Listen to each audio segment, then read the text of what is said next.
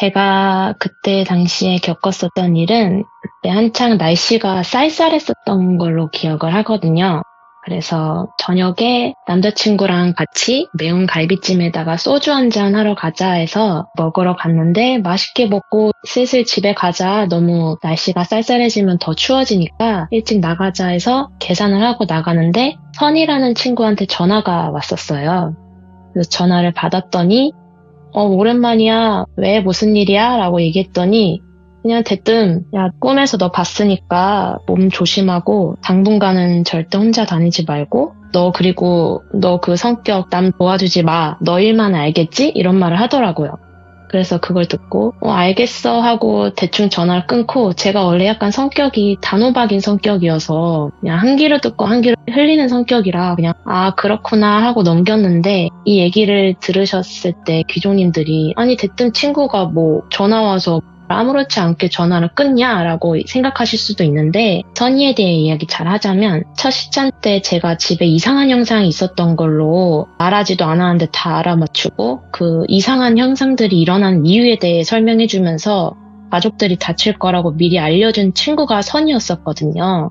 그래서 사연 못 들으신 분들을 위해 잠깐 설명드리자면 선이는 제 고등학교 동창이자 지금까지 연락하는 친구인데 그 친구는 한때 신병이 와가지고 영안이 완전 열렸던 적이 있었는데 원래 선이 삼촌께서 신내림을 받기로 되어 있었는데 그분이 좀 그런 무당의 길을 가기 싫으셨나 봐요. 그래서 도망치듯이 사라져버린 바람에 그 내림이 고스란히 선이에게 옮겨갔다고 해요. 근데 지금은 그 삼촌이 무당의 길을 선택을 하셔서 지금 선이는 영아는 다쳤지만 그치만 주변에서 누가 죽거나 아니면 정말 안 좋은 일이 일어날 때면 꼭 꿈을 가끔 꾼다고 하더라고요. 그래서 저한테 전화 왔을 때도 그냥 뭐 몸만 조심하면 되겠지 뭐 다치지만 않으면 되겠지 피 보려나 뭐 이렇게 우스갯소리로 지나갔는데 그 얘기 듣고 귀가하려고 하는데 제 집 위치가 역세권이어서 여기 편하게 사람들이 앞역, 뒷역이라고 표현을 해요. 근데 제가 먹었던 그 매운갈비찜 그 위치는 앞역이었고 제가 집으로 가야 되는 그 위치는 뒷역이었어가지고 뒷역으로 이게 가야 되는 상황에서 두 가지의 선택을 할 수가 있어요. 가는 방법이 지하상가로 가는 방법이 있고 하나는 지상으로 올라가는 방법이 있는데 야외로 이제 나가서 지상으로 가는 방법이에요. 근데 이제 날씨도 쌀쌀해서 지하상가로 통해서 갈까 하다가 그냥 지상으로 가자 해서 지상으로 가는 방법을 선택했는데 지상으로 올라가려면은 말 그대로 전철이 있기 때문에 그거 위에 떠있는 위치의 역이니까 계단을 올라가서 그 길을 지나고 또 계단을 내려가야 집을 갈 수 있는 그런 역이었어요. 근데 올라가는데 그냥 남자친구랑 가면서 걸어가면서 대화를 하는데 이게 사람이 대화를 하면서 걸을 때 옆에 사람 얼굴을 뚫어져라 쳐다보면서 걸으면서 얘기하진 않잖아요. 그래서 그냥 옆에서 얘기를 하면은 그렇구나 그랬어? 이러면서 대화를 하면서 길을 걷는데 사람들이 생각보다 많았는데 그냥 눈에 너무 잘 띄었어요. 키가 되게 크다 하는 여잔데 생김새는 긴 생머리인데 방금 갓 미용실에서 매직을 하고 나온 것처럼 엄청 윤기가 흐르는 그런 느낌의 생머리였고 옷은 긴 나시 원피스인데 검은 색깔이었어요. 근데 나시 원피스를 입고 캐리어를 들고 서 있는 거예요. 근데 아까 말했다시피 날씨가 되게 쌀쌀한 날씨였단 말이에요. 그래서 허연 팔뚝이 보이니까 되게 이상했어요. 그래서 캐리어를 들고 서 있으니까 너무 이상해서 뭐지? 저는 처음에는 저거 그건가? 애매인가? 아니면은 뭐 약간 땡약 뭐 이런 거래인가? 그런 느낌이 들어서 이상하다 하면서 가고 있는데 가면서 그 여자를 쳐다보면서 가다가 뭔가 눈이 마주칠 것 같아서 시선은 앞쪽만 보고 걷고 있는데 이제 사람이 앞을 쳐다본다 해도 이게 시야가 트여 있어서 그게 좀 보이잖아요. 근데 뭔가 저를 쳐다보고 있는 느낌이 들어서 걸어가면서 마주칠 때쯤에 일직선에 도달했을 때쯤에 걸으면서 딱 쳐다봤는데 저랑 눈이 마주쳤거든요. 근데 피부가 절대 사람 피부결의 그게 아니고 도자기를 갓 빚어냈을 때 방이 하나도 없는 도자기 아시죠? 그런 느낌의 피부로 새하얗고 눈이 까만 것 같았는데 그때 당시에 눈 마셨다, 나 쳐다봤다 하고 고개를 휙 돌려서 앞만 보고 가야겠다 하는데 갑자기 옆에서 남자친구가 그 약간 시비 걸릴 때 하는 말투 있잖아요. 이런 말투. 그러길래 왜? 이렇게 딱 쳐다봤는데 뭐 하는데 그 여자를 보고 뭐 하고 있는 거예요. 그래서 사람인가? 이러면서 딱 쳐다봤는데 오빠가 하고 좀 되게 식은땀 흘리듯이 막 무서워가지고 겁에 질려서 빨리 가자라고 하면서 앞으로 걸어갔죠. 그랬더니 저거 뭐야? 저 이상하지? 이러는 거예요. 그래서 오빠도 봤어? 나도 봤어. 저거 이상하지? 근데 저 사람 왜 저렇게 생겼어? 이상해? 하고 가는데 뒤를 가면서 저희는 너무 부자연스럽게 갑자기 뛰면 이상할 것 같아서 네. 조금 빠른 걸음으로 그 여자의 그 사이를 간격을 벌어져 가면서 걷고 있는데 그 뒤를 돌아봤는데 그 여자가 저희를 쳐다보는데 목이 갑자기 지팡이 스틱처럼 이렇게 일직선으로 이렇게 목이 길어지더니 고개를 돌려서 저희를 쳐다보고 있는 거예요. 근데 이 스틱 목 길어지는 게 사람 목이 이렇게 자연스럽게 약간 웨이브 치듯이 뱀처럼 나오는 목이 아니라 그 약간 오락실 게임 스틱 아시죠? 그거를 이렇게 저희 게임 이용하듯이 돌리면은 진짜 일직선을 꼿꼿하게 서서 돌아가잖아요. 그렇게 목을 길게 늘어져서 그렇게 고개 돌리면서 저희를 쳐다보는 거예요. 와, 되게 무섭다 하면서 진짜 벌벌 떨면서 내려가다가 다시 올라왔거든요. 너무 궁금하니까 우리가 본 게 맞나. 근데 주변 사람들은 그냥 신경을 하나도 안 써요. 그냥 있는지 맞는지 뭐 약간 그렇게 생각하는 것처럼 뭐야 이상하다 저 사람 맞아? 아닌 것 같은데 하면서 쳐다보면서 봤는데 예? 그 여자가 거기 그 위치에 서 있다가 편의점으로 갔어요. 근데 이것도 이상했던 게 지금 생각해보면 저 여자 서 있다 하고 눈을 잠깐 깜빡였다가 눈을 떴는데 순간이동하듯이 편의점 앞에 서 있더라고요. 그러더니 편의점 문을 열었는 것도 기억 안 나요. 그냥 편의점으로 들어가더라고요. 캐리어를 끌고. 들어갔는데 키가 컸다라고만 생각했는데 편의점 들어가니까 더 이상하다 생각된 게 그냥 그 머리가 이게 농구 선수도 아니고 무슨 2m가 훨씬 넘는 것 같은 높이였었거든요. 근데 그것도 무섭게 생겼는데 약간 편의점 같은 데 보면 과자 선반이나 여러 선반들이 있을 거 아니에요. 그러면은 보통 성인 남자들도 그 선반에 정수리가 보일락 말락 하는데 그 여자는 그게 인중까지 보인다고 해야 되나? 그 정도까지가 있는데 그냥 키가 크다가 아니라 어깨선이랑 이게 턱선 그 사이에 목 라인이 있잖아요. 근데 그 목 라인이 보통 이 정도 길이겠지라고 생각해야 되는데 그 어깨선 라인이랑 선 그 사이 길이가 너무 긴 거예요. 그러니까 목만 부자연스럽게 엄청 길고 머리만 이렇게 떠 있는 거죠. 그 상태로 이제 편의점 안으로 이렇게 쓱 들어가길래 정말 이상하다 저거 사람 아니다 그냥 가자라고 하면서 저희가 멍 때리면서 계단으로 내려와서 사안 설명하고 봤냐 나만 본 줄 알았는데 오빠도 봤냐 그랬더니 아니다 우리 둘 다 봤는데 날 쳐다보고 있길래 내가 뭐라 하려고 하다가 무서워서 만 거다. 그래서 제가 아니다 오빠 절대 안 쳐다봤다 날 쳐다봤다. 이게 사람이 대화를 할 때 옆 사람을 쳐다보는지 나를 쳐다보는지 그래도 그 동공 위치가 있잖아요. 그래서 저는 저를 쳐다봤다고 생각을 하고 있었고 옆에 사람 절대 안 보고 저를 쳐다보고 있었는데 오빠도 너는 절대 쳐다보지 않고 나만 쳐다보고 있었다라고 말을 하더라고요. 예. 그러니까 둘이 같이 동시에 홀린 것 같아요. 제가 봤을 때는. 그렇게 그런 기이한 현상을 겪고 이거 좀 무섭다 하고 아까도 얘기했다시피 제가 단호박인 성격에서 그렇게 또 그냥 까먹고 그냥 잠을 자고 이틀 뒤에 회사로 출근하게 됐는데 저희 회사 같은 경우는 주야 교대 근무였어가지고 그 이틀 뒤에는 야간 첫 근무였었어요.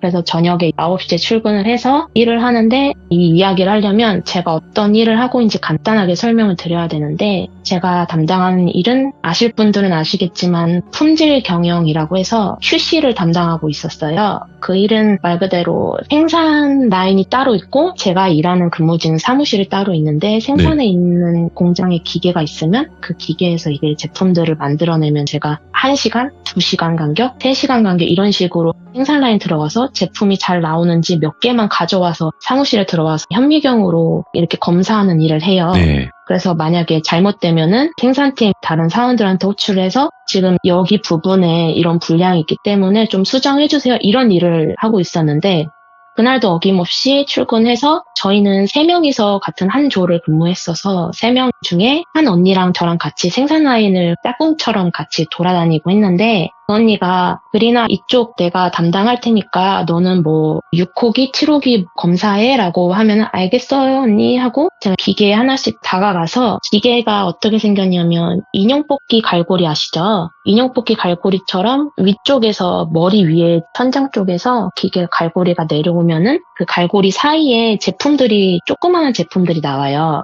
그러면 그 제품들이 나오면 그 제품이 그물망으로 이렇게 나오는데 그 그물망에 손을 집어넣어서 제품을 5개씩 이렇게 꺼내는 일을 했는데 그 일을 할 때 제가 조금 손이 빠른 편이어서 다 하고 사무실을 가려고 하다가 언니가 아직 일을 그걸 마무리를 안 하신 것 같아서 언니 다 아직 안 하셨냐? 제가 도와주겠다 하고 언니가 예를 들어 저기 뭐 멀리에 있는 기계를 업무를 담당하고 있으면 제가 다른 끝자락에 있는 기계 앞에 서서 그냥 똑같이 이렇게 기계에 있는 제품을 걷었는데 갑자기 폭 소리가 나는데 이게 엄청 크게 소리가 나서 그 생산 라인에 울릴 정도로 퍽 소리가 나서 응? 이거 무슨 소리지? 했는데 제가 갑자기 몸이 주저앉아 버린 거예요.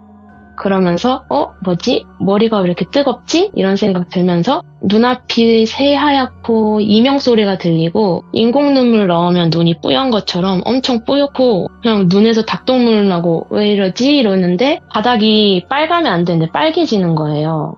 제가 머리에서 피를 계속 흐르고 있더라고요. 머리를 만져서 손을 봤더니 손에 피가 묻고 제가 살려주세요 이런 목소리가 저절로 나오더라고요. 살려주세요 언니 거기 누구 없어요 이런 소리를 지르는데 공장에 기계 소리가 있기 때문에 근데 그 기계를 설비 점검하시는 생산 사원 한 분이 계시는데 그 사원분이 안전수칙 정말 단 하나도 지키지 않은 상태에서 작업을 하시다 보니까 제가 다치게 된 사고가 난 거예요. 인형 뽑기에 있는 갈고리가 제 머리를 뚫어버린 거예요, 그냥. 어이구. 그래서 그 상태에서 그냥 피 흘리면서 쓰러져 있는데, 근데 그 사원 특징이 뭐냐면, 이건 현실 공포일 수도 있는데, 슬리퍼를 되게 이렇게 끄는 버릇이 있으세요. 근데 그분이 슬리퍼를 싹싹 끌으면서, 제 눈에는 그냥 쓰러져 있으니까 당연히 발목밖에 안 보이거든요. 근데 그 사람이 신었던 슬리퍼가 딱 보여서 그 발이 제 눈앞에 멈추더니, 딱 하는 말이, 됐네? 라고 얘기하더니 후다다닥 나가는 거예요. 그리고 저는 그 상태로 계속 방치되고 있었고 그러다가 그 끝에 있었던 언니가 뛰어오면서 그린 이러면서 소리치면서 울면서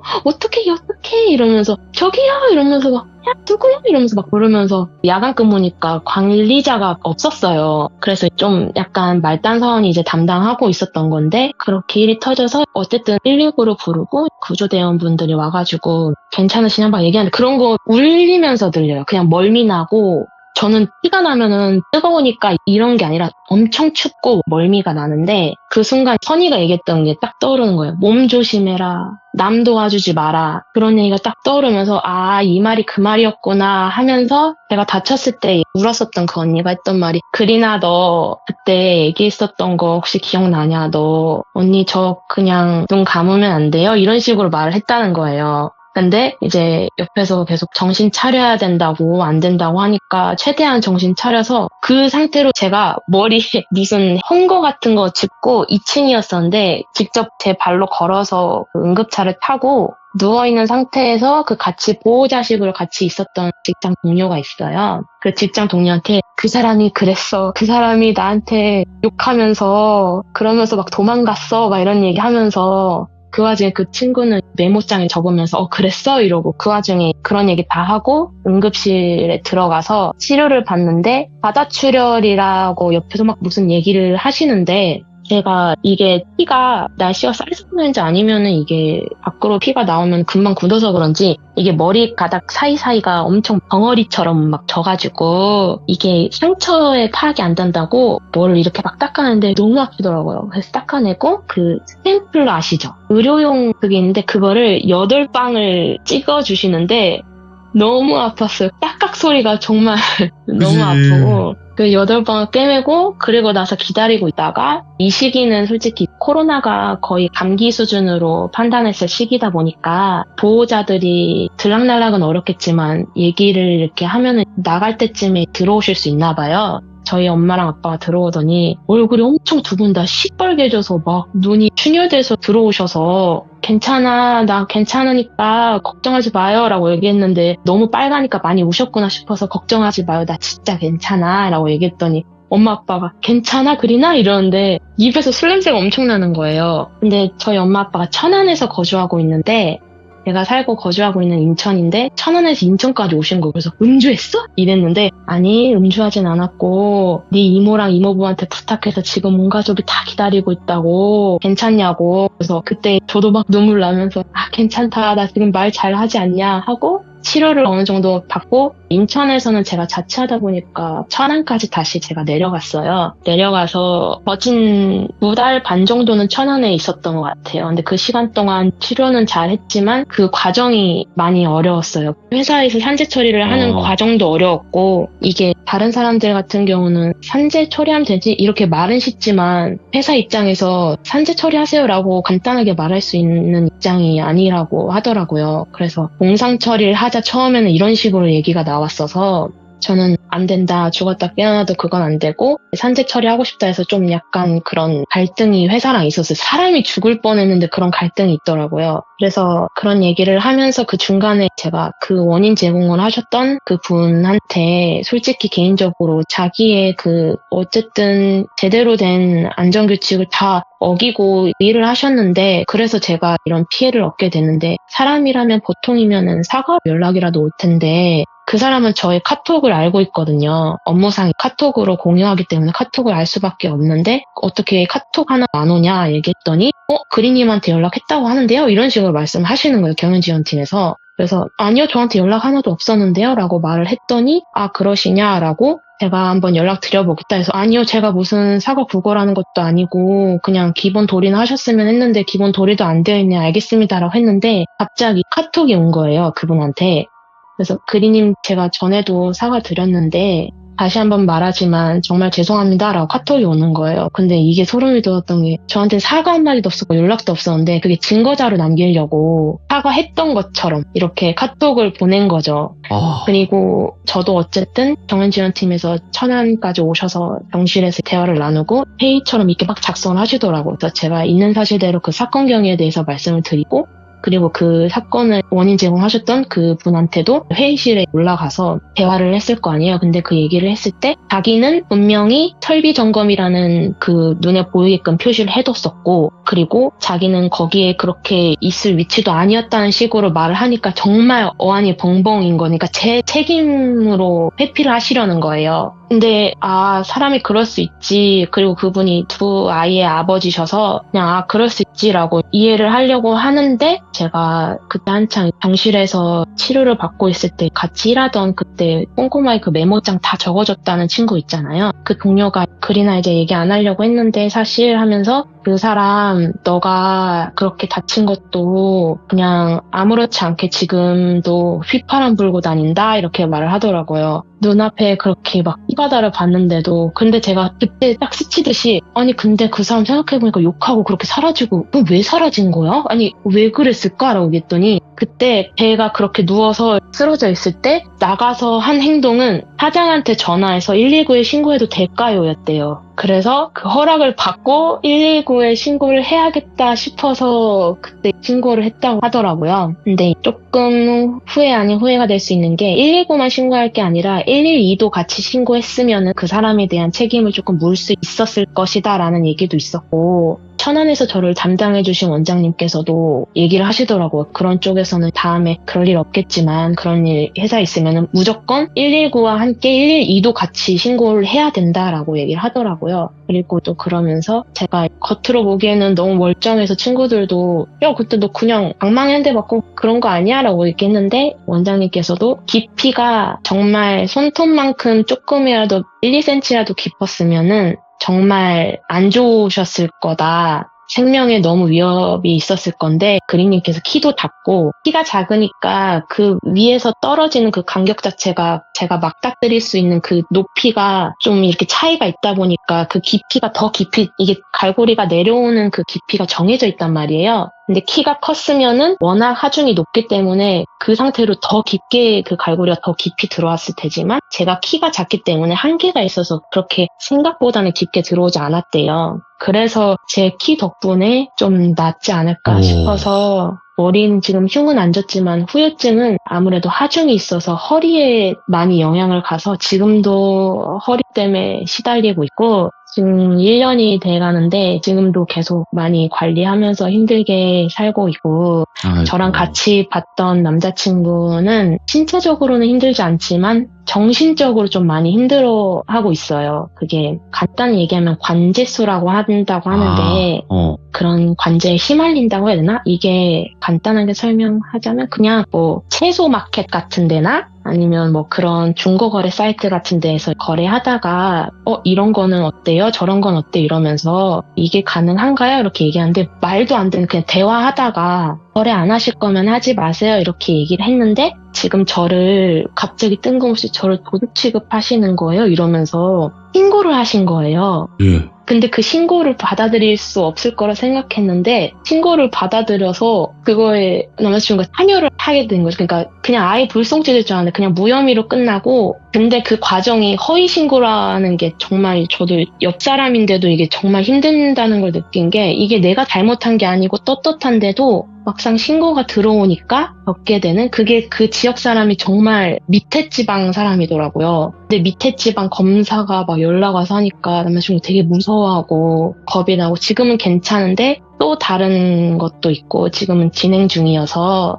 그렇게 겪지도 않아야 될 일들도 지금 서류나 이런 쪽으로 겪으면서 지금 많이 힘들어하지만 올해 안에 다 끝날 거라는 서로 의지하면서 그렇게 지내고 있고 한 달 전에 오빠랑 저랑 선이랑 셋이서 술 한잔 하면서 뭐 얘기하다가 자연스럽게 지금 얘기했던 사건에 대해서 얘기를 하게 됐는데 그때 처음 들은 거예요. 옆에서 오빠는 응? 그런 얘기를 언제 했다고? 이렇게 얘기가 된 거예요. 그래서 그날 이렇게 전화했었던 이유가 자기가 꿈을 꿨는데 제가 남을 도와주면 안 되고 몸을 조심해야 되고 혼자 있으면 안 된다라는 얘기를 하는데 이게 그 꿈에 대해서는 저한테도 자세히 얘기를 안 하고 싶다. 그러니까 하면은 뭔가 안 좋을 것 같아서 얘기를 안 하고 싶고 그냥 조심하라는 말만 할 수밖에 없다고 해요. 네. 근데 여기서 조금 선이한테도 소름 돋는 게 왜 근데 혼자 다니면 안 돼? 라고 얘기했더니 아마 네가 봤던 거는 객기일 거야 라고 해서 객기가 뭐야? 라고 말했거든요. 그냥 길거리 귀신이죠. 근데 제가 객기가 그냥 뭐 객사한 귀신 아니야? 그치, 라고 네. 얘기했더니 그런 귀신을 얘기하는데 그냥 잡기의 일종이래요. 자기가 한창 시달렸던. 근데 그게 객기가 사람이 그 약해진 틈을 타가지고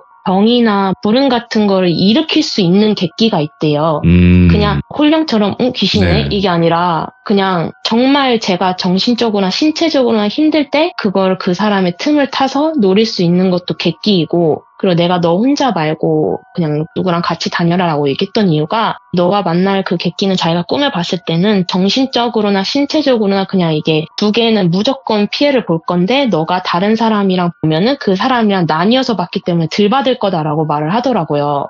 그래서 혼자 다니지 마라라고 말을 했던 건데 그게 남자친구였던 거. 저는 정신적으로는 신체적 피해가 있었지만 그 아무래도 옆에서 같이 봤던 오빠 덕분에 조금 제가 그나마 해를 좀 덜 입힐 수 있지 않았었나라는 얘기를 그때 하게 됐는데 그러면서 제가 이런 사연을 제보할 수 있을 거라 생각을 못했던 게 첫 시점까지만 해도 그냥 신뢰를 하는 거지 눈으로 보지도 않고 네. 느껴보지도 않고 볼 수도 없다라고 얘기했는데 그 이야기를 한 지 얼마 되지 않아서 그런 일을 겪고 좀 얘기할 것도 많았는데 지금까지 연락 안 됐던 기간 동안 몸 단련하느라 이제 찾아뵀던 것 같아요. 그러니까 진짜 그게 연관이 없다고 생각을 안 할 수는 없잖아요. 이게. 네.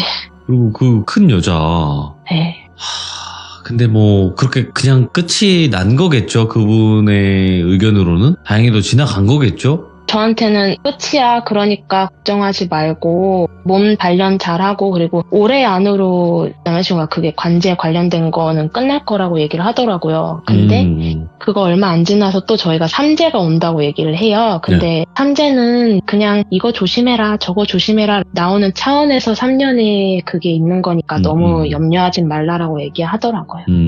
아, 천만다행이네 그래도. 아이고 그린님께서 또 못 오시는 이유가 있었네요. 많은 일들이 있었네요. 그 길면 길지만 짧으면 짧은 시간에. 네. 아유 이제 좋은 일만 가득하셔서 절대 그런 일 안 겪으셨으면 좋겠고 그린님께서도 항상 건강하셔야 됩니다. 건강이 최고예요. 다치지 마시고. 아닙니다. 돌비님 건강을 더 우선시 해주세요. 뭐 제가 이런 말씀 드릴 그 처지는 아니지만 제가 건강을 막 이렇게 요번에 많이 잃어봤잖아요. 그러다 보니까 네. 건강하세요가 제일 좋은 말이에요. 맞아요. 네, 다른 말이 필요가 없습니다. 아무튼 오늘 너무너무 감사합니다. 고맙습니다, 그린님. 네, 감사합니다. 네. 자, 여러분들 반갑습니다. 이번 이야기 시청자 그린님께서 찾아와 주셨습니다. 자, 오늘 그린님께서 들려주실 이야기는 어떤 이야기일지 같이 한번 들어보도록 할게요. 네, 여보세요. 그린님, 반갑습니다. 네, 반갑습니다. 네. 자, 오늘 그린님께서 또 바쁘신 시간 내주셔서 다시 한번 감사드리고 항상 건강하셔야 됩니다. 네, 감사합니다. 돌비님도 건강하세요. 자, 오늘 그린님께서 해주실 이야기 어떤 이야기가 될까요? 첫 시참 때 말씀드렸던 선의에 대해 얘기할 건데 선의가 처음 귀신을 보게 된 썰 이야기가 될 것 같아요. 오, 처음으로 어떻게 귀신을 보게 됐는지. 네, 오, 알겠습니다. 그럼 바로 출발을 해보도록 할게요. 렛츠고! 그린입니다. 그린이죠!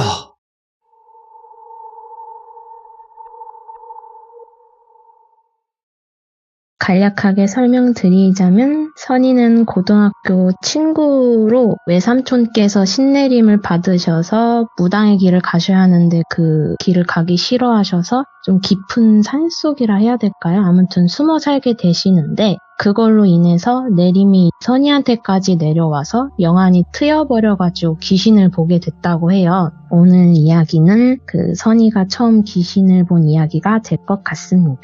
그때는 선희가 초등학교 때 여름방학이었는데 그 아예 방학식 시작하자마자 시골로 내려갔대요. 근데 방학 끝나고 며칠 더 있었다는데 이때 여름방학은 거의 막 한 달 반, 2달 이랬었거든요. 그래서 2달까지? 오, 예. 이제 한 달 반이라고 해도 좀 얘기를 해서 현장 학습 뭐 이런 거 좀 신청을 해서 2달까지 지내고 했다는데 선희는 여동생이 있는데 여동생이랑 같이 시골에 내려가서 그 시골에는 언니가 둘이 있었대요. 그러니까 큰 집에 언니 둘이 할머니 손에 컸었는데 그 선희가 여름방학 때 어쨌든 할머니 집에 놀러 간 거죠. 그 시골집 구조가 어떻게 됐냐면 언덕을 올라오면 마당이 크게 있고 마당 옆에 사랑방이라고 하는 그 손님을 재웠던 방이 있었고 그 옆에는 외양간이 있고 가운데 메인으로 된 집이 있었대요. 그리고 그 기준으로 앞, 뒤 다시였다고 하고 현관에서 바로 문을 열면 안방으로 길게 방이 있었대요. 집이 진짜 넓고 컸었는데 그 시골에서 솔직히 할 게 뭐가 있겠어요. 개구리 잡고 선이 말로는 도롱뇽도 잡고 남의 밭에 가갖고 막 서리 해먹고 초등학생 그 4명이서 노는 것도 한정적이었대요. 그 초등학생 4명이 선이 그리고 여동생 친척 언니 둘 이렇게. 그래서 시골 데려다 줄 때 아버지가 박스에 분필이랑 라면 같은 거 잔뜩 주고 가시고 할머니가 라면 못 먹게 해서 몰래 막 라면 부셔 먹고 분필로 막 땅 따먹기 하고 그렇게 놀았대요. 근데 컴퓨터랑 TV가 있는데 채널이 3개밖에 안 나왔다고 하고 그 인터넷이 됐다 안 됐다 해가지고 CD 구워서 라이언 킹 게임 하고 인터넷 될 때는 뭐 테러나고 그래서 그 시골에는 그 4명이서 놀고 그 마을에는 현아라는 여자애가 있대요. 마을에 사는 여자애. 현아. 네, 근데 그 여자애랑 해서 5시도 많이 놀았대요. 근데 맨날 놀았는데 놀아봤자 매일매일은 아니고 일주일에 3번씩은 같이 만나서 놀았다고 해요. 근데 어쨌든 그러던 어느 날 할머니가 밭을 나가시는데 밭일은 해가 뜨면 더 힘든 일이라고 해요. 아주 새벽부터 나가셔서 기억상 4시, 5시쯤 나가셔서 오후 1시면 끝나서 돌아오시는데 밭일이 끝났다고 해서 일이 끝나는 게 아니라 뭐 작물 선별도 하시고 해서 항상 점심 지나셔 오셨대요. 그래서 그날도 안방이 있고 문을 열면 문은 미닫이 문으로 되어 있고 제가 사진을 시참하기 전에 보내드렸거든요. 오, 이거 그 장롱 있고 이거죠? 네. 그림도 굉장히 피카소적인. 제가 그리지 않고 선희가 그려서 보내줬어요. 아, 그러니까. 선희가, 네. 그러니까 그런 느낌이 들고 그리고 네. 다급함이 느껴지네요. 굉장히 다급해요. 네. 예. 어쨌든 안방이 있고 문을 열면 그 문은 미닫이 문으로 되어 있다고 했잖아요. 그리고 전기장판은 안방 들어가는 바로 입구 앞에 있었대요. 근데 할머니가 주무시는 그 발 끝쪽에는 큰 창문이 있었다고 해요. 할머니는 문 열자마자 바로 앞에 있는 그 전기장판에 주무셨고 선이는 할머니 바로 옆에서 자곤 했다는데 그날도 어김없이 잠을 자는데 이상하게 새벽에 자다가 깼대요. 그래서 자다가 깨서 고개를 들었는데 약간 살짝 든다 해도 창문이 바로 보이는 위치잖아요. 선이가 할머니 옆에 자면은. 근데 그때 당시 선이가 말하기를 나는 눈이 그때 당시 장님 수준이었어 라고 말을 하더라고요. 그 정도로 눈이 너무 안 좋아서 안 보였다는 거죠. 근데 자다가 가위에 딱 눌리더래요. 근데 그때 어렸을 당시에 가위라는 개념은 없었고 그냥 자다가 뭐지 몸이 안 움직여지는데? 라는 생각이랑 동시에 고개를 들었는데 창문이 있는데 말 그대로 그 유리 창문이었대요. 흔히 보는 그냥 우리 집에 있는 유리 창문이었는데 그 유리 창문에 뭐가 있길래 저게 뭐지? 하고 자세히 봤는데 머리가 엄청 큰 동그란 머리가 보였대요. 너무 큰 머리여가지고 저게 뭐지? 하면서 계속 쳐다보는데 이때 그 큰 머리 뒤로 엄청 큰 호두나무가 보였대요. 여기서 그 호두나무는 할머니가 말씀하시길 100년 된 호두나무라고 하셨대요. 근데 할머니는 그 호두나무로 가지 말라고 신신당부했던 걸로 기억을 한다고 하는데 도롱뇽 잡고 서리하고 뭐 이런 것도 하루 이틀이지 할 놀이도 한정돼 있으니까 할머니가 가지 말라 해도 호두나무에서 막 몰래 놀고 그랬대요. 그럴 때마다 할머니한테 얼씬도 하지 말라 막 혼도 많이 났고 했는데 어쨌든 가위에 눌렸을 때 창문에 가만히 서 있는 큰 머리의 사람 형체를 본 거고 어두운 밤에 본 거니까 시커멓게만 보인 거죠. 근데 어릴 때니까 무섭기보다는 저거 뭐지 하고 그냥 또 바로 잠들었대요. 그리고 나서 하루 이틀 지나고 그냥 별일 없이 그렇게 시간이 흘러서 또다시 밤이 돼서 잠을 자고 있는데 밖에서 엄청 소란스러운 소리가 들리더래요. 그래서 그 우리가 흔히 말하는 몸빼 바지? 할머니가 밭일하실 때 입으시는 바지를 찾는 소리가 들려서 아 뭐야 시끄러 이래서 막 불도 켜져 있길래 자다가 눈을 떴는데 선이가 일자 자세로 누워 있었고 친척 언니가 자고 있는 선이를 위에서 내려다보고 있더래요. 그래서 눈을 이렇게 딱 뜬 상태에서 언니를 보니까 그 언니 머리카락이 선이 얼굴에 닿고 있었다는 거죠. 되게 머리카락이 길었대요. 그래서 멀리서 보고 있어도 그 머리카락이 선이 얼굴에 닿았대요. 그래서 머리카락이 선이 얼굴에 닿고 있으니까 잠결에 언니라고 생각하면서 아 뭐야 하면서 막 손으로 머리카락 치우고 옆으로 돌아 누워서 이불을 다시 머리 끝까지 올려서 잤대요. 근데 밖에서는 할머니 작업복 찾는 소리가 계속 들리고 시끄러우니까 아 최대한 빨리 자야겠지 하고 잤대요. 그리고 다음날 언니한테 새벽에 아 왜 이렇게 시끄러웠어 나 언니 때문에 잠도 잘 못 자고 그 시끄러운 소리 때문에 자꾸 헤매고 막 그랬잖아. 그리고 왜 자꾸 나 쳐다봐 이러면서 얘기했더니 나 할머니 바지 찾고 있었지 하더래요. 근데 여기서 바지 찾고 있는 게 그냥 찾고 있다가 아니라 여기 시골 밭일은 어떻게 일을 하시냐면 뭐 최씨밭, 김씨밭 이렇게 있잖아요. 그러면 계모임처럼 일을 하는 거래요. 오늘은 이씨밭을 도와주고 내일은 김씨밭 도와주고 그러니까 우르르 다 같이. 그래서 어떤 어르신 한 분이 봉고차를 끌고 집집마다 할머니들을 태우러 다니시는 거래요. 그래서 선이 할머니를 태우러 오신 건데 할머니가 타려고 할 때 작업복 그 바지를 못 찾아서 봉고차에 타신 할머니들이 바지를 막 다 같이 찾느라 토란스러우니까 그 시끄러운 소리에 선이가 잠결을 깼던 거고 그래서 그런 언니는 바지나 찾지 왜 나 보고 있었냐 라고 얘기했더니 나 안 봤는데? 뭘 안 봐? 언니가 나 보고 있었는데 언니는 같이 바지나 찾지 아니야 너 본 적 없다니까 라고 하는 동시에 언니를 쳐다보니까 언니 머리카락이 짧더래요. 그러니까 애초에 친척 언니 둘은 그 시골에 살다 보니까 그 시골엔 이가 있어가지고 따뜻한 물도 안 나오는 시골이라서 머리를 매일매일 못 감다 보니까 그 이 생기는 걸 방지하는 차원에서 머리가 칼단발이었던 거죠. 그러니까 긴 머리일 수가 없었던 거예요.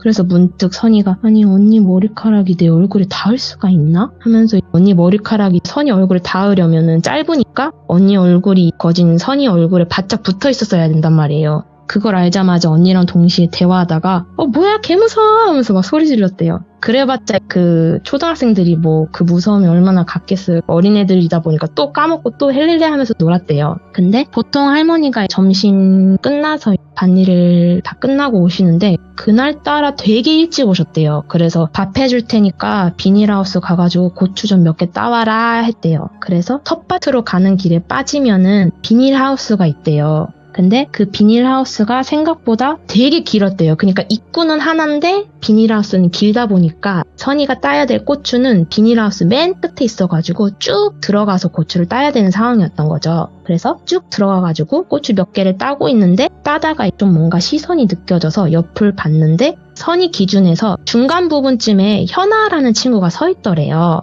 선희가 고추는 저 끝에 있으니까 완전 끝에 서 있었고 가운데쯤에 현아라는 친구가 서 있었고 근데 이 마을에는 긴 머리의 여자는 선희랑 선희 여동생 그러니까 이 둘은 어쨌든 촌에서 사는 친구들이 아니니까 그리고 언니 둘은 칼단발이었고 이 때문에 근데 현아만 이 시골 동네에서 유일하게 길었대요 머리가. 그래서 언니들이 현아야 너 머리 부럽다 너무 길다 이렇게 얘기를 했어서 그걸 기억으로 현아가 중간에 서 있을 때 머리가 길게 오니까 그래서 그 뒷모습 보면서 현아한테 현아야 라고 불렀더니 대답을 안 하고 그냥 뒷모습만 보이면서 서 있길래 선희가 계속 말을 거는 거죠. 현아야 놀러 왔어? 현아야 나 고추 따고 있어 같이 밥 먹을까? 뭐 이런 식으로 계속 말을 거는 거죠. 근데 어차피 비닐하우스를 나가야 하면 현아 쪽으로 걸어가야 하는데 현아한테 걸어가면서 현아야 하면서 말 걸면서 동시에 현아 있는 쪽 입구로 걸어가고 있는데 손에 있던 고추가 바닥에 떨어졌대요. 그래서 그걸 주우려고 딱 줍고 현아야 같이 가 하면서 쳐다봤는데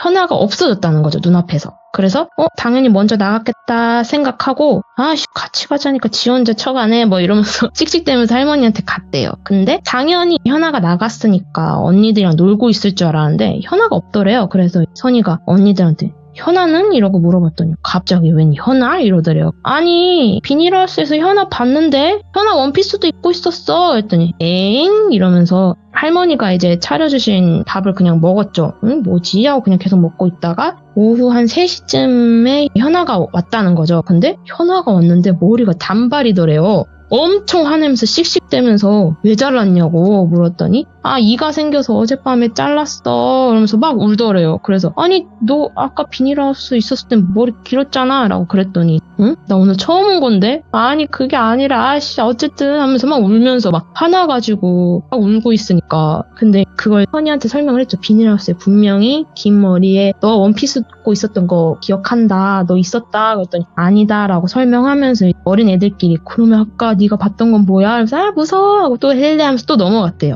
그리고 나서 그때 이후로는 그 머리 긴 여자를 본 적이 없었다는 거죠. 어릴 때니까 잊고 살았던 거죠. 근데 중학생쯤 돼가지고 좀 시간이 흘러서 아빠한테 이 얘기를 한 적이 있대요. 근데 시골에서 귀신 본 적 있다. 여자 귀신이었다. 그리고 자다가 머리 엄청 큰 형체를 봤다. 이렇게 설명을 하는데 아버지가 처음에는 관심 없어 하다가 나중에는 이상하게 자세히 물어보셨대요. 그래서 아버지가 여자였냐 머리가 길었냐 이렇게 물어보셔가지고 현아인 줄 알았으니까 내 또래였고 가슴인가 허리인가 거기까지 오는 긴 머리였고 슬리퍼 신고 있었고 원피스도 입고 있었다고 그랬더니 아버지가 들으시다가 약간 흥을 잃으셨는지 아유 헛것봤네 하고 그냥 그러고 마시더래요.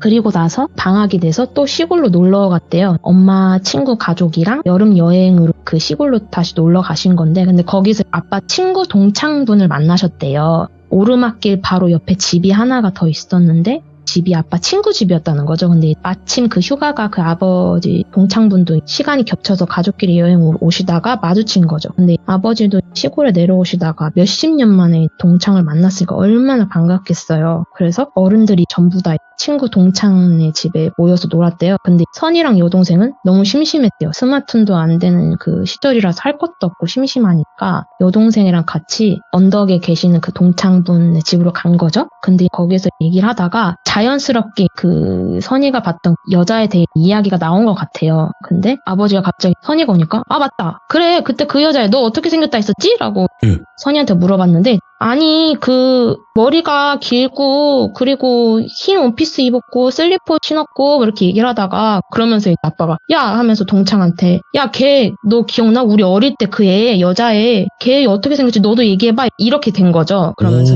누구? 이랬더니 걔 죽은 애 있잖아 하면서 얘기가 시작된 거죠. 근데 시골에 시골 반장? 마을 이장님이라고 그 집에 딸이 있었대요. 근데 얼굴이 진짜 하얗고 머리도 길고 맨날 긴 치마 입고 다니고 근데 걔가 죽었다고 해요. 왜 죽었는지는 모른대요. 근데 선이 아버지 초등학생 때 그렇게 이야기가 된 건데 누구를 말하는 거지 하다가 그 동창분이 걔 그때 마을 난리 났었잖아. 애가 죽었는데 당연히 이 마을에 난리가 나지 이렇게 얘기를 하면서 아빠 동창분이 여자 그 분을 설명을 하시는데 그 선이가 비닐하우스에서 봤던 여자의 모습이랑 너무 똑같다는 거죠. 근데 여기서 처음에 봤던 창문에 대해서도 이해를 할 수가 있을 것 같은데 그 아빠 친구가 맨날 밀짚 모자 쓰고 다녔잖아 라고 하시는 거예요. 그리고 나서 선이가 밀짚 모자? 밀짚 모자? 하면서 곰곰하게 생각을 했는데 그 창문에 비쳤던 그 동그란 얼굴 있잖아요. 그게 밀짚 모자였던 거예요. 그래서 그 밀짚 모자 쓴 상태에서 창문에 비치면 동그랗잖아요. 근데 밀짚 모자를 정확히 쓴 게 아니라 목에 걸고 있거나 아니면 꾹 눌러 쓴 게 아니라 머리에 얹은 느낌? 약간 그렇더래요. 그러면은 챙이 큰 밀짚 모자를 이 여자가 쓰고 있는 것처럼 쓰면 동그랗게 보이잖아요. 그러니까 그 여자였던 거죠.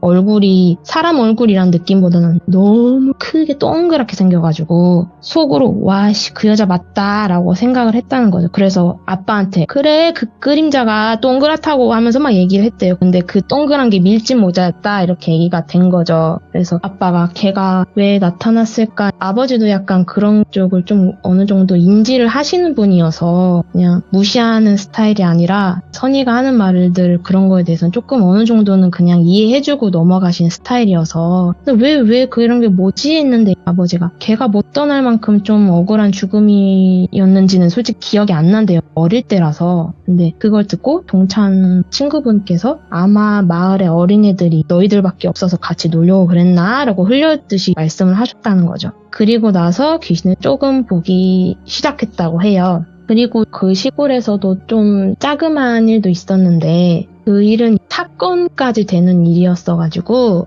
시골에서 할 게 없어서 그 개구리 잡고 이러고 있다가 친척 언니가 계곡에 가서 놀자 이렇게 얘기를 했는데 그 계곡이라는 게 어떻게 알았냐면 어른들께서 차를 몰고 계곡으로 한 30분 정도 운전해서 가시는데 그걸 애들이 기억을 해가지고 거기 계곡 간 거 기억나지 않냐, 우리 그 길 다 기억하니까 거기까지 가서 물놀이를 하자라고 했대요. 넷이서 친척 언니 그리고 선이 여동생 그렇게 넷이서 갔는데 차로 가면 금방 갔던 기억이어서 계곡이 엄청 가깝거니 해가지고 가자 해가지고 수영복 입고 튜브 막 다 각자 불어가지고 그거 막 겨드랑이 껴가지고 차 타고 갔던 그 길로 넷이서 걸어간 거죠. 근데 차로 갔을 때 30분이면 솔직히 애들이 걸어갔을 때면 엄청 길 거 아니에요, 시간이. 그래서 땡볕에서 땀 뻘뻘 흘리면서 2시간을 걸어갔대요. 그래서 결국에는 계곡에 도착해가지고 계곡이라 근데 얘기를 해봤자 여기 지역을 말씀드리면 충북 쪽이래요. 계곡이라 하긴 좀 애매한 그런 물가에 놀러 간 거죠. 그래서 선이가 와 물이다 놀자 했는데 물에 들어가려 하니까 선이가 느끼기엔 조금 뭔가 들어가기가 싫었대요. 그러니까 땡볕에서 2시간을 걸어왔는데 땀 뻘뻘 흘리고 놀아야지 하고 놀려고 했는데 선이가 물 보자마자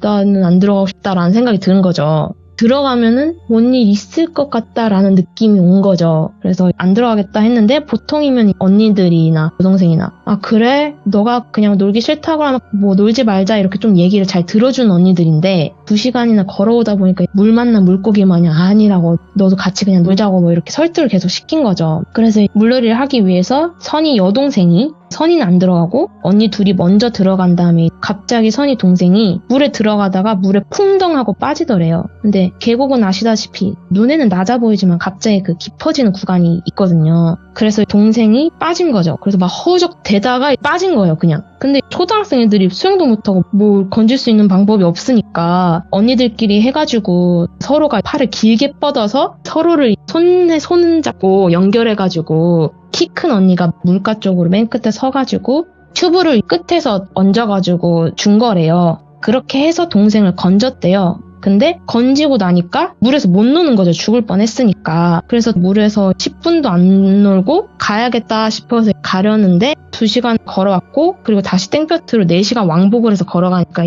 온몸이 싹 다 탔다는 거죠, 피부가. 그러면서 물어봤대요, 언니들이. 선아, 근데 왜 물놀이 하기 싫었어? 너 그렇게 덥고 했으면 충분히 놀 법도 한데 왜 안 놀았어? 그랬더니 그냥 그날따라 들어가기 싫었고 물이 너무 시꺼매 보였고 그냥 그 공간 자체가 시꺼매서 뻐름직해서 들어가기 싫었어. 근데 언니들은 왜 들어갔어? 누가 봐도 위험할 것 같다는 느낌 들지 않았어? 선이는 그렇게 느끼니까 똑같이 언니들도 느낄 거라고 생각했던 거죠. 그랬더니 언니들은 아니야, 바닥 다 보였고 다 들어갔어. 그래서 선이 여동생이 빠지는 이유도 아직도 잘 모르겠다고. 그렇게 이상하고도 그러한 사건이 있었습니다.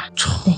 오늘 그 선이라는 분의 처음으로 귀신을 목격하게 된 이야기를 들어봤는데 근데 저는 의문인 게 야, 그 애가 보였나 보다 이렇게 했잖아요. 네네. 근데 그게 왜 그때부터 귀신을 계속 본다는 거지라는 생각이 들긴 해요. 그때부터요? 예, 그러니까 말 그대로 어떤 사건 사고가 있다기보다는 좀 집에 뭐 피로 연결되어 있는 뭐 어머니가 본다던가 할머님이 본다던가 좀 이런 경우가 많잖아요. 근데 제가 봤을 예. 때는 그 연결돼 있는 게 아무래도 거기 시골에는 어린이라는 거는 그 5명밖에 그렇지. 예. 없었고 가도 그 여름방학 때 이후로 또 한참 크기 전까지는 또 안 간 거죠. 중학생 되기 전까지. 아, 그러니까 예. 초등학교 때 그 영의 여자아이를 본 거고 크고 나서 보니까 또 안 보이는 거. 근데 이미 어른들께서는 크셨으니까 좀 그런 거를 인지도 못하고 잘 못 보셨을 수도 있고 아니면은 할머니께서 호두나무 쪽 근처에서 얼씬도 하지 마라 라고 했는데 그 호두나무라는 것 자체가 조금 좋은 기운은 아니래요. 근데 이제 선의 자체가 좀 그런 걸 잘 볼 수 있는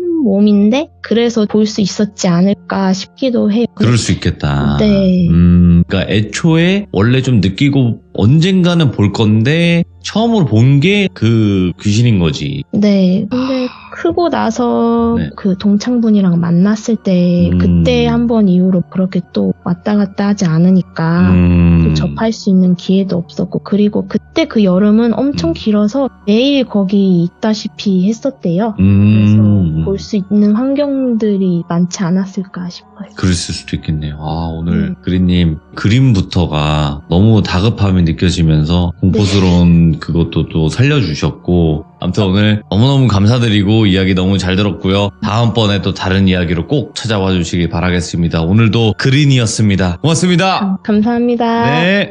자, 오늘 그린님께서 이야기를 들려주셨는데 그 친구분께서 겪은 게 굉장히 많아요. 확실히 많으신 분이고 오늘은 처음으로 귀신을 보게 된 그 이야기를 들려주셨는데 이게 또 시골 배경이다 보니까 저는 이게 시골 배경인 무서운 이야기가 굉장히 흥미롭고 좋더라고요. 여러분들도 아마 그럴 거라고 생각을 합니다. 그래서 혹여라도 시골에 관련된 귀신 이야기 있으신 분들은 꼭 제보 부탁드리도록 하겠습니다. 감사합니다.